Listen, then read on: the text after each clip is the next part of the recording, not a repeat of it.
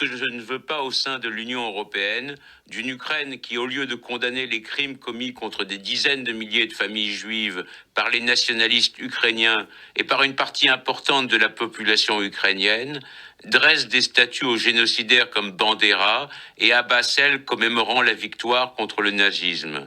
Je ne veux pas d'une Europe qui risque de considérer dans l'histoire et dans l'avenir que la Russie était le véritable ennemi et que l'Allemagne nazie ou les nationalistes ukrainiens défendaient la civilisation européenne. Cette tendance à sataniser la Russie existe déjà, non seulement dans les médias, mais aussi chez les responsables politiques européens qui disent ou laissent dire que la Russie commet un génocide à l'encontre du peuple ukrainien. Si j'écris sur Twitter que la Russie commet des crimes de guerre, mais ne commet pas un génocide, j'obtiens la réponse suivante de Nathalie Loiseau, responsable du Parti centriste français au Parlement européen. Et les atrocités, et les privations d'eau et d'électricité. Je venais pourtant de dire que la Russie commettait des crimes de guerre. Mais cela ne suffit pas. Pour la doxa, il faut dire que la Russie commet un génocide. Il faut noircir la Russie le plus possible, quitte à tordre la vérité.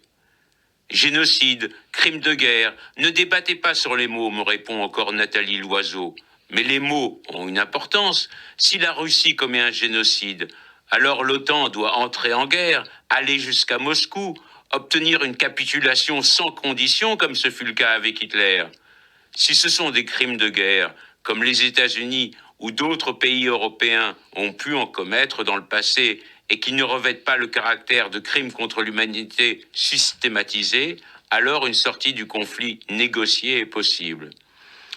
Pour les Juifs, cette syntaxe mensongère signifie la banalisation certaine dans un futur proche de la Shoah et sans doute à moyen ou long terme une réhabilitation de Hitler comme l'Ukraine qui déifie ses nationalistes génocidaires parce que malgré leurs défauts, ils auraient eu la clairvoyance de voir en la Russie le véritable ennemi de l'Occident. Que je ne veux pas au sein